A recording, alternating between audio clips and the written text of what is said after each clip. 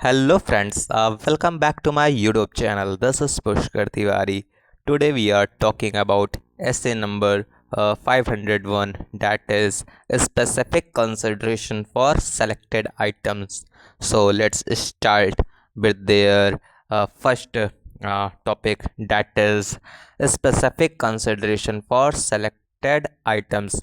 इधर हमको क्या करना होता है, sufficient and appropriate audit evidences को ऑब्टेन करते हैं स्पेसिफिक कंसिडरेशन के लिए। किससे रिलेटेड होता है? With respect to inventory, litigation and claim and segment information. इन्हीं तीन टॉपिक्स को अच्छे से माइंड में रखना। कौन सा? Inventory, litigation and claim and segment information. तो इसका ऑब्जेक्टिव की बात करते हैं। ऑब्जेक्टिव क्या है इसका? ऑब्जेक्टिव है कि ऑडिटर को ऑब्टेन करना है SAAE, sufficient appropriate audit evidences. क्यों? क्योंकि हमको इन्वेंट्री का एग्जिस्टेंस और कंडीशन चेक करना होता है। इन्वेंट्री का एग्जिस्टेंस और कंडीशन चेक करना होता है। देन लिटिगेशन और क्लेम के लिए क्या करते हैं हम लोग? कंप्लीटनेस चेक करते हैं, इवैल्यूएट करते हैं। देन लास्ट में प्रेजेंटेशन एंड डिस्क्लोजर होता है। किसका? As per the applicable financial reporting framework हमको सेगमेंट इन्फॉर्मेशन का प्रेजेंटेशन और डिस्क्लोजर करना होता है। फिर से याद करो, ऑब्जेक्टिव क्या था? हमको SAAE ऑब्टेन करना था। किसके लिए? तीन चीज़ों के लिए। पहला इन्वेंट्री, दूसरा litigation and claim and last में सेगमेंट इन्फॉर्मेशन। इन्वेंट्री के लिए एग्जिस्टेंस और कंडीशन चेक करते हैं, हम लोग इवैल्यूएट करते हैं। देन लिटिगेशन एंड क्लेम आ जाता है, जहाँ पर हम लोग इवैल्यूएट करते हैं उसका कंप्लीटनेस। देन लास्ट में सेगमेंट इन्फॉर्मेशन आ जाता है, जिसका हम लोग प्रेजेंटेशन डिस्क्लोजर देते हैं as per applicable financial reporting framework. So अभी हम लोग नेक्स्ट टॉपिक पे बात करते हैं, जैसा कि है ऑडिटर रिस्पॉन्सिबिलिटीज़। ऑडिटर का रिस्पॉन्सिबिलिटी क्या है? इन्वेंट्री को लेकर के, लिटिगेशन एंड क्लेम को लेकर के एंड लास्ट में सेगमेंट इन्फॉर्मेशन। इन्वेंट्री का बात करते हैं। इन्वेंट्री में हम लोग को क्या करना होता है? हमको अटेंड करना होता है फिजिकल इन्वेंट्री काउंट। यहाँ पर हमको स्टॉक को, इन्वेंट्री को काउंटिंग करना होता है, इसका काउंटिंग करना है, जिससे हम लोग ऑब्जर्व करते हैं मैनेजमेंट का प्रोसीजर। हम लोग इंस्पेक्शन करते हैं इन्वेंट्री का। क्या करते हैं? इंस्पेक्शन करते हैं इन्वेंट्री का, ऑब्जर्वेशन करते हैं एंड ऑब्टेन करते हैं इंफॉर्मेशन ऑडिट एविडेंसेस के लिए। तो फिजिकल इन्वेंट्री को ऑब्टेन करने के लिए हमको सबसे पहले क्या करना है? इंस्पेक्शन करना है एग्जिस्टेंस एंड कंडीशन को, ऑब्जर्व करना है सारे कॉम्प्लायंसेस जो मैनेजमेंट परफॉर्म करता है, कॉम्प्लायंसेस मैनेजमेंट लगाता है, और जो एक्चुअल में जो रिजल्ट आता है फिजिकल इन्वेंट्री काउंटिंग करने के बाद उसको कंपेयर करते हैं हम लोग। क्या वो मैनेजमेंट जो कॉम्प्लायंस बताया है अपने इन्वेंट्री काउंटिंग के लिए और जो ऑडिटर खुद करता है फिजिकल इन्वेंट्री काउंट, कंपैरिजन करता है दोनों में। देन सारे डेटास लेता है, इंफॉर्मेशन डॉक्यूमेंट को चेक करता है, ऑब्टेन करता है ऑडिट एविडेंसेस को। तो अटेंड करना physical inventory count, management procedure को ऑब्जर्व करना है, इंस्पेक्शन करना, मैनेजमेंट के प्रोसीजर को ऑब्जर्व करना होता है। जो मैनेजमेंट का प्रोसीजर को ऑब्जर्व करो, खुद हम जा कर के इंस्पेक्शन करेंगे इन्वेंट्री को एंड लास्ट में परफॉर्म करेंगे टेस्ट काउंट को। ओके, अभी मैनेजमेंट का इंस्ट्रक्शन को हमको इवैल्यूएट करना होता है, कंट्रोल को इवैल्यूएट करना होता है काउंटिंग की एक्यूरेसी के लिए। यानी कि क्या इन्वेंट्री जो दिख रही है 10 इन्वेंट्री, क्या वो एक्चुअल में 10 इन्वेंट्री ही है? कभी कभी होता है कि एक्स्ट्रा इन्वेंट्रीज होती हैं, काउंटिंग करते वक्त तो वो चीज़ निकल करके आती हैं। विदाउट काउंटिंग उसको हम लोग पता ही नहीं कर पाते कि इतना इन्वेंट्री था हमारे पास, मैनेजमेंट के पास। तो वो ऑडिटर क्या करता है? इवैल्यूएट करता है मैनेजमेंट का इंस्ट्रक्शन कंट्रोल, ताकि काउंटिंग की एक्यूरेसी हो जाए।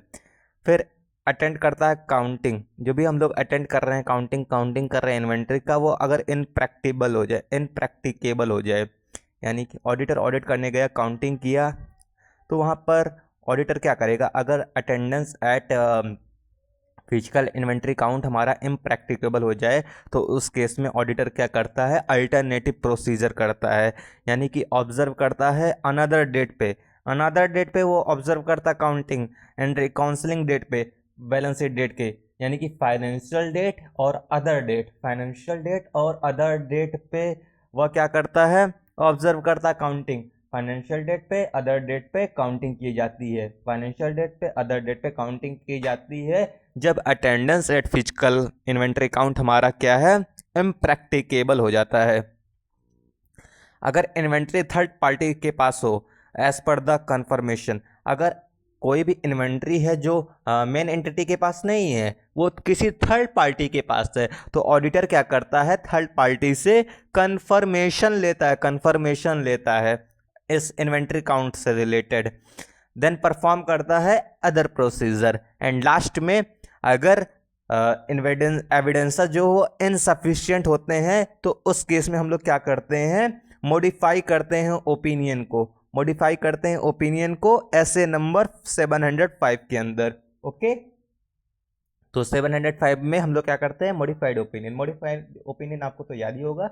मॉडिफाइड ओपिनियन में जहाँ पर हमको adverse opinion, qualified opinion, material and pervasive, and material है तो नॉट परवेसिव, एंड जहाँ पर सफिशिएंट ऑडिट एविडेंसेस हम लोग ऑब्टेन ही नहीं कर पा रहे थे, देन हम लोग डिस्क्लेमर ऑफ ओपिनियन देते हैं। सो ये हो गया ऐसे नंबर ऐसे 705 जहाँ पर इनसफिशिएंट है, यानी कि एविडेंसेस हमारे इनसफिशिएंट है, तब वहाँ पर हम लोग क्या करते हैं, मॉडिफाई करते हैं ओपिनियन को। इन्वेंट्री क्या है, इन्वेंट्री थर्ड पार्टी के पास में है, देन ऑब्टेन करते हैं हम लोग कंफर्मेशन ऐसे नंबर 505 में, थर्ड पार्टी के पास में है तो एक्सटर्नल कंफर्मेशन करते हैं ऐसे 505 में, देन जो भी अटेंडेंस कर रहे हैं काउंट का इम्प्रैक्टिकेबल है तो अनदर प्रोसीजर लेते हैं, अनदर डेट को ऑब्जर्व करते हैं, बैलेंस शीट डेट को ऑब्जर्व करते हैं, रिकॉन्सिलिएशन करते हैं उधर, देन इंस्ट्रक्शंस जो मैनेजमेंट इंस्ट्रक्शंस दे रहा है उसकी काउंटिंग एक्यूरेसी को चेक करते हैं, देन अटेंड करना होता है फिजिकल इन्वेंट्री काउंट के लिए,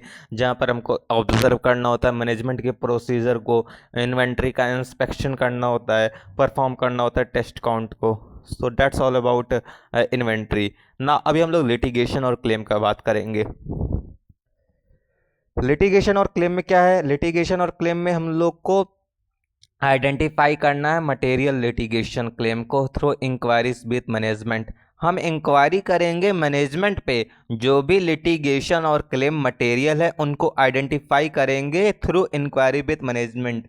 हमको आइडेंटिफाई करना था क्या, लिटिगेशन और क्लेम जो कि मटेरियल है, मटेरियल यानी कि सिग्निफिकेंट है, इंपॉर्टेंट है, इसके रिलेटेड हमको इंक्वायरी करना होता है मैनेजमेंट को, मैनेजमेंट से इंक्वायरी करना होता है। देन जितने भी लिटिगेशन एंड क्लेम से रिलेटेड लीगल डॉक्यूमेंट होते हैं इनको हम लोग रिव्यू करते हैं। ओके, रिव्यू करने का मतलब है कि ऊपर से इनको चेक करना होता है इधर हमको।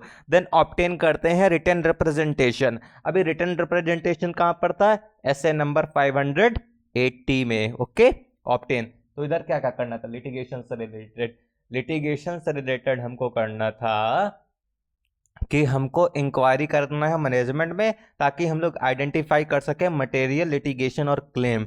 देन हमको रिव्यू करना होता है लीगल डॉक्यूमेंट को और ऑब्टेन करना होता है रिटन रिप्रेजेंटेशन को। ओके, अभी हमको एसेस करना है completeness by examining the correspondence with lawyer and board minutes. Okay, हमको एसेस करना है completeness by examine the correspondence with lawyer and board minutes, यानी कि जो भी हमारे पास लिटिगेशन एंड क्लेम्स है उनको लॉयर्स के साथ में एग्जामिन करना पड़ेगा करस्पॉन्डेंस, और बोर्ड का जो मिनट्स बनाया गया उसके साथ में करस्पॉन्डेंस में एग्जामिन करना पड़ेगा। एंड लास्ट पॉइंट क्या है, हमको इवेल्युएट करना है कि क्या ये चीज़ अप्रोप्रिएटली अकाउंटेड हुई है और डिस्क्लोज हुई है, यानी कि as a contingent liabilities as per applicable standard. Contingent liability ES 29 के अकॉर्डिंग क्या यह चीज़ एक्यूरेटली अकाउंट की गई थी और डिस्क्लोज किया गया है। अभी कंटेंजेंट लायबिलिटीज़ क्या था, जहाँ पर जो आउटफ्लो प्रोबेबल नहीं होता है, बट यह इवेंट जो है वो पास्ट इवेंट की वजह से अकर होता है, आउटफ्लो जो प्रोबेबल नहीं है, एंड लास्ट में इसका रिलायबल एस्टिमेट एक्चुअल जो भी ट्रांजेक्शन वो रिलायबली एस्टिमेटेड है, यानी कि अमाउंट क्लियरली दिख रहा है बट उसका जो परसेंटेज है वो लोअर देन द 50% है, और ये पास्ट इवेंट की वजह से अकर हुआ था, तो उसको हम लोग क्या बोलते हैं, कंटेंजेंट लायबिलिटीज़। ओके, तो इसको चेक करना होता है क्या appropriately as per AS 29 account हुआ है और डिस्क्लोज हुआ है कि नहीं। यह होता है लिटिगेशन। लिटिगेशन में यह याद रखना है कि यह कंप्लीटनेस चेक करता है बोर्ड माइनट्स और लॉयर के साथ में करस्पॉन्डेंस, इससे रिलेटेड हमको एग्जामिनेशन करना होता है। एग्जामिनेशन यानी कि चेकिंग करनी होती है सारे डॉक्यूमेंट, लीगल डॉक्यूमेंट को, रिटर्न रिप्रेजेंटेशन लेना होता है, मैनेजमेंट के साथ इंक्वायरी करनी होती है। तो यह हो गया। अभी हम लोग क्या करेंगे, सेगमेंट इन्फॉर्मेशन की बात करेंगे। सेगमेंट इन्फॉर्मेशन में मेन पॉइंट क्या था, प्रेजेंटेशन करना होता है, डिस्क्लोजर करना होता है, प्रेजेंटेशन करना होता है, डिस्क्लोजर करना होता है as per applicable FRF, financial reporting framework. Okay, हमको अंडरस्टैंड करना है मैनेजमेंट का मेथड कि किस तरीके से आइडेंटिफाई किया जा रहा है रिपोर्टेबल सेगमेंट। रिपोर्टेबल सेगमेंट क्या होता है, जहाँ पर AS 17 हम लोगों ने पढ़ा था ना, जहाँ पर हम लोग रेवेन्यू दे चेक करते थे, रेवेन्यू के बाद एक्सपेंसेस हो गए हमारे, एक्सपेंसेस के बाद एसेट्स हो गया और लॉसेस हो गए। लॉसेस को हम लोग टोटल करके देखना पड़ता था, एंड ओवरऑल टोटल हम लोग का 10% होना चाहिए, एंड रेवेन्यू के केस में ऑल ओवर रेवेन्यू हमारा 75% से तक होना चाहिए। ओके, तो वह था सेगमेंट इन्फॉर्मेशन। ES नंबर 17 हम लोग देखते थे। तो सेगमेंट रिपोर्टिंग वहाँ पर हमको करना होता था। सेगमेंट रिपोर्टिंग से क्या होता है, ट्रांसपेरेंसी बनी रहती है यूजर्स के लिए, सारी इंफॉर्मेशन डिस्क्लोज प्रेजेंटेबल फॉर्म में दिखता है, क्लियर फॉर्म में दिखता था। तो वह था ES नंबर 17। तो इधर ही वही AS 17 की बात की जा रही है कि हमको मैनेजमेंट का मेथड चेक समझना, अंडरस्टैंड करना है, ताकि हम लोग आइडेंटिफाई कर सकें रिपोर्टेबल सेगमेंट को। For example, based on revenue, profit and loss और asset typically 10% of the total से ज़्यादा है या फिर इक्वल टू है। 10% ऑफ टोटल अमाउंट से ज़्यादा है या फिर इक्वल टू है। तो पहला मेथड क्या है कि हमको अंडरस्टैंड करना है मैनेजमेंट का मेथड रिपोर्टिंग सेगमेंटेशन को लेकर के, जहां पर percentage of total equal to 10 के अकॉर्डिंग होता है। ओके, देन हमको टेस्ट करना है क्या यह मेथड अलाइन करता है फाइनेंशियल रिपोर्टिंग फ्रेमवर्क। क्या यह मेथड अलाइन करता है financial as per the FRF।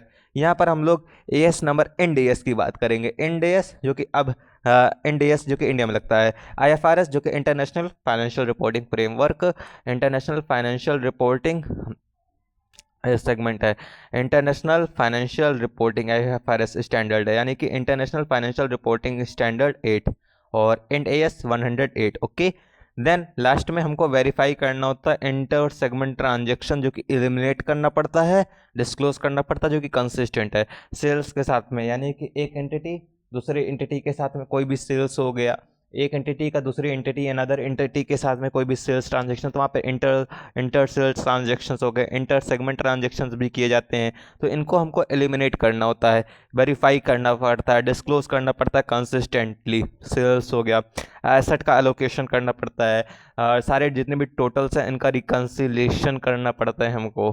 तो that's all about segment information. Segment information किससे रिलेटेड था यहाँ पर, प्रेजेंटेशन और डिस्क्लोजर से related as per the applicable FRF। यहाँ पर IFRS यानी कि इंटरनेशनल रिपोर्टिंग फाइनेंशियल स्टैंडर्ड है, reporting international financial reporting standard है, ये कौन सा 8 है, और IND-AS 8 है, इंडियन अकाउंटिंग स्टैंडर्ड 108 है। और टेस्ट करना होता है इन सारे मेथड्स को, अंडरस्टैंड करना है मैनेजमेंट के मेथड को, ताकि हम लोग रिपोर्टेबल सेगमेंट को आइडेंटिफाई कर सकें। वेरीफाई करना होता है इंटर सेगमेंट ट्रांजैक्शन को, जिसको हम लोग एलिमिनेट और डिस्क्लोज कर सकते हैं कंसिस्टेंट बेसिस पे। ओके, अभी प्रैक्टिकल नोट क्या है, ऑडिटर प्लान करेगा procedure as per the SA number 330 risk of material misstatement. Inventory के लिए यहाँ पर हमको फिजिकल प्रेजेंस चाहिए होता है during count strength evidence unless the alternative procedure sufficiently. Litigation और क्लेम के केस में यहाँ पर रिक्वायर होता है external conformation from legal council external confirmation करना होता है हमको, लीगल काउंसिल से एक्सटर्नल कंफर्मेशन करना होता है। देन हमारे पास सेगमेंट ऑडिटिंग होता है। सेगमेंट ऑडिट होता है फोकस ऑन द डिस्क्लोजर और adequacy, focus on the disclosure और एडिक्वेसी की बात करती है। और यह stand alone segment in opinion नहीं होता है। ओके, सो ये हो गया। अभी हम लोग इन्वेंट्री, सिर्फ इन्वेंट्री के पार्ट पे डिस्कस करेंगे। इन्वेंट्री का अब डिटेल में चेक करना है इन्वेंट्री के ऊपर। ओके,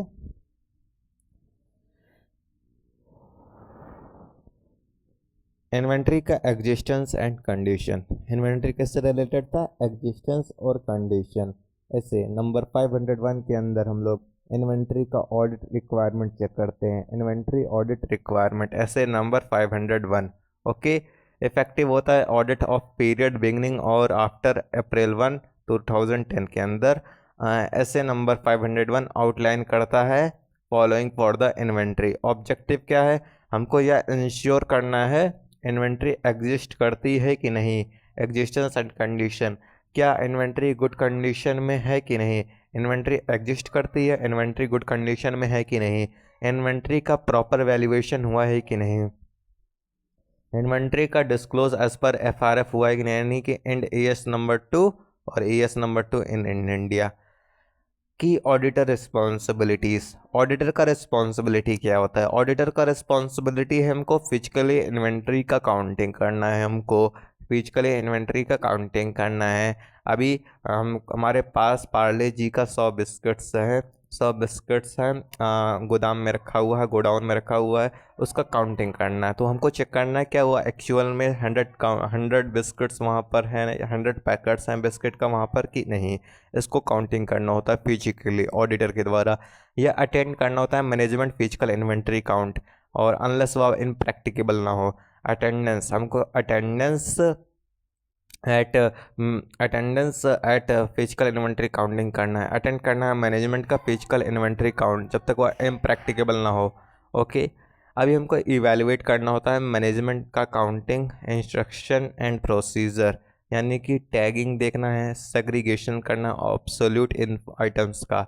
मैनेजमेंट का काउंटिंग इंस्ट्रक्शन और प्रोसीजर इवैल्यूएट करना, मैनेजमेंट का इंस्ट्रक्शन क्या है और उनका प्रोसीजर क्या है, इसको इवैल्यूएट करना। फॉर एग्जांपल हमको टैगिंग देखना है और जितने भी ऑब्सोल्यूट सेग्रीगेशन है वो सेग्रीगेशन ऑब्सोल्यूट से आइटम्स का सेग्रीगेशन अच्छे से हुआ है कि नहीं।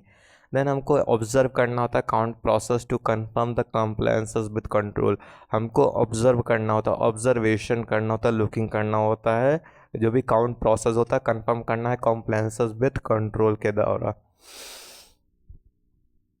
देन हमको परफॉर्म करना होता है इन्वेंट्री को परफॉर्म करना होता है, इन्वेंट्री को इंस्पेक्ट करना है टू एसेस द कंडीशन को एसेस करने के लिए हमको इंस्पेक्शन करना होता है इन्वेंट्री को, आइडेंटिफाई करना कोई डैमेज तो नहीं है, एब्सोल्यूट आइटम तो नहीं है, कोई ऑब्सोल्यूट आइटम तो नहीं है।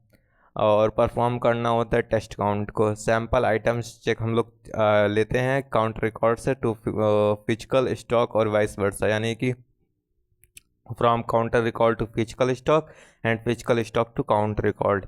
इस तरीके से हम लोग एक्यूरेसी को वेरीफाई करते हैं। देन हमारे पास है डॉक्यूमेंट का ऑब्जर्वेशन इधर करते हैं, इंक्लूडिंग जो भी डिस्क्रिपेंसीज हैं, और कंट्रोल करते हैं वीकनेस को। ये भी हमको ऑब्जर्व करना होता है, डॉक्यूमेंट का ऑब्जर्वेशन करना होता है, डिस्क्रिपेंसी जो भी है और कंट्रोल के वीकनेस को देखना होता है।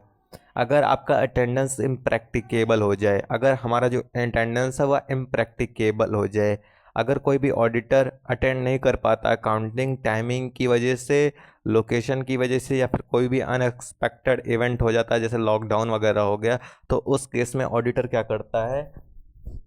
ऑडिटर अल्टरनेटिव प्रोसीजर करता है। ऑडिटर जो है वो अल्टरनेटिव प्रोसीजर करता है, यानी कि ऑब्जर्व करता है काउंट डिफरेंट डेट पे और रिकाउंसिल करता है to the balance sheet date, यानी कि roll forward to roll back procedure. और रोल बैक प्रोसीजर हो गया, रोल फॉरवर्ड हो गया। इधर ऑब्जर्व करना होता है हमको उस डेट को और रिकाउंसिल करना होता है बैलेंस शीट डेट पे। देन हमको इंस्पेक्शन करना होता है डॉक्यूमेंट का, इंस्पेक्शन करना है डॉक्यूमेंट का, लाइक शिपिंग कब हुआ, रिसीविंग कब हुआ, रिकॉर्ड का कंफर्म करना होता है, क्वांटिटीज़ को कंफर्म करना होता है, क्वांटिटीज़ को। अगर कोई भी alternative don't provide sufficient evidences, अगर कोई भी अल्टरनेटिव हमको सफिशिएंट एविडेंसेस प्रोवाइड नहीं करते होते हैं तो हमको मॉडिफाई करना होता है audit opinion as per the SA 705, और क्वालिफाइड ओपिनियन और डिस्क्लेमर उस केस में हमको देना पड़ता है। Then inventory held by third party, अगर कोई इन्वेंट्री थर्ड पार्टी के द्वारा हेल्ड की जा रही है, तो अगर कोई भी इन्वेंट्री थर्ड पार्टी के द्वारा या फिर कोई भी कस्टोडियन वेयर हाउस या फिर कंसाइनी के द्वारा हेल्ड की जा रही है, तो उस केस में एसए नंबर 505 के अंदर हमको एक्सटर्नल कंफर्मेशन लेना होता है थर्ड पार्टी से, ताकि हम लोग वेरीफाई कर सके क्वांटिटी को और कंडीशन को, क्वांटिटी को और कंडीशन को एक्सटर्नल पार्टी से हम लोग वेरीफाई कर पाएँ। देन हमको अल्टरनेटिवली परफॉर्म और अरेंज करना होता है इंस्पेक्शन ऑफ द इन्वेंट्री को, यानी कि हमको अल्टरनेटिवली परफॉर्म करना है ये अरेंज और इंस्पेक्शन ऑफ द इन्वेंट्री को लेकर के। देन विज़िट करना होता है वेयर हाउस, यानी कि विज़िट करना है, इंस्पेक्शन के लिए हमको वेयर हाउस विज़िट करना पड़ता है। इफ़ नेदर इज़ फिजिबल, अगर फिजिबल नहीं है देन हमको एसेस करना होता है क्या ऑडिट रिपोर्ट पे क्या क्या इम्पैक्ट आ सकता है। फॉर एग्जांपल लिमिटेशंस, हम लोग स्कोप पे लिमिटेशन लगा रखा हुआ है। एडिशनल प्रोसीजर क्या करना होता है, इधर हमको कट ऑफ चेक करना होता है, इंश्योर इन्वेंट्री के मूवमेंट का, परचेज सेल्स का around the year and record हुआ है करेक्ट पीरियड में कि नहीं, यानी कि कट ऑफ डेट्स हमको देखना होता है, कट ऑफ क्या inventory at the year and record हुआ है करेक्ट पीरियड में कि नहीं, इन्वेंट्री करेक्ट पीरियड में रिकॉर्ड हुआ है कि नहीं। देन हमको वैल्यूएशन को इवैल्यूएट करना होता है, यानी कि कॉस्ट और NRV net realisable value, cost यानी कि इन्वेंट्री का जो कॉस्ट हो गया और एनआरवी बेचने के बाद जो वैल्यू मिलता है। बाय टेस्टिंग कॉस्ट कैलकुलेशन को टेस्ट करते हैं हम लोग। देन रिव्यू करते हैं ऑब्सोलिसेंस के लिए हम लोग रिव्यू करते हैं। देन लास्ट में हम लोग क्या करते हैं, डिस्क्लोजर कॉम्प्लायंसेस आ जाता है, डिस्क्लोज करते हैं कॉम्प्लायंसेस को। इन्वेंट्री कैटेगरीज हो गया या फिर राइट डाउन पर द एप्लीकेबल एफआरएफ हो गया। ओके प्रैक्टिकल कंसिडरेशन क्या है, रिस्क असेसमेंट हमको देखना, ऑडिटर प्लान करेगा based on the रोमम risk of material में से स्टेटमेंट। कंसीडर करना होता है फैक्टर जस्ट लाइक इन्वेंट्री का कॉम्प्लेक्सिटी क्या है, हाई वैल्यू आइटम पेरिसेबल है कि नहीं, और फ्रॉड रिस्क को देखना होता है। देन टाइमिंग देखता है, यानी कि अटेंडेंस टिपिकली ईयर एंड पे हुआ है कि नहीं, बट साइकिल काउंट होता है, इंटरिम काउंट होता है। जो अपर सफिशिएंसी हम लोग कंट्रोल को स्ट्रांग देखते हैं। देन डॉक्यूमेंटेशन हो गया, डॉक्यूमेंटेशन के अंदर क्या है कि ऑडिटर रिकॉर्ड करता है काउंट ऑब्जर्वेशन, जो कि टेस्ट करता है रिकॉर्ड को, एंड कंक्लूजन करता है support their opinion. Then challenges, कोई भी कॉमन इश्यूज आते हैं इंक्लूड इनकम्प्लीट रिकॉर्ड से रिलेटेड या फिर अनरिकॉर्डेड लाइबिलिटीज से रिलेटेड, जैसे गुड्स एंड ट्रांजिट से रिलेटेड हो गया और थर्ड पार्टी का कंफर्मेशन डिले हो गया। ओके एग्जाम्पल सिनारियो देखो, अटेंड करना काउंटिंग फॉर मैन्युफैक्चरिंग क्लाइंट अगर हम लोग मैन्युफैक्चरिंग क्लाइंट के घर पे ऑडिट करने जा रहे हैं तो वहाँ पे अटेंड करना काउंट, तो you should observe the count को ऑब्जर्व करना है। टेस्ट करना है 20 हाई वैल्यू आइटम जैसे मशीनरी के पार्ट हो गए, और फाइंड करना है टू डिस्क्रिपेंसीज जो कि अनरिकॉर्डेड स्क्रैप की वजह से हुआ है, और डिस्कस करना है कोई भी एडजस्टमेंट हुआ है मैनेजमेंट, और वेरीफाई करना है करेक्शन के साथ में। अगर इनप्रैक्टिकेबल अटेंडेंस हो जाता है, तो अगर retailer with inventory account before your engagement आप रिव्यू कर रहे video footage of the account and test करते हैं, अगर अवेलेबल है देन टेस्ट करते हैं subsequent sales to confirm quantities. Okay then third party का inventory for goods in Amazon warehouse, हम कंफर्मेशन रिक्वेस्ट भेजते हैं अमेजोन को, और सैम्पल शिपिंग डॉक्यूमेंट को वेरीफाई करते हैं ओनरशिप और क्वांटिटीज़ को चेक करने के लिए। अभी हम लोग फनी वे में ऐसे नंबर 501 इन्वेंट्री को देखेंगे। ओके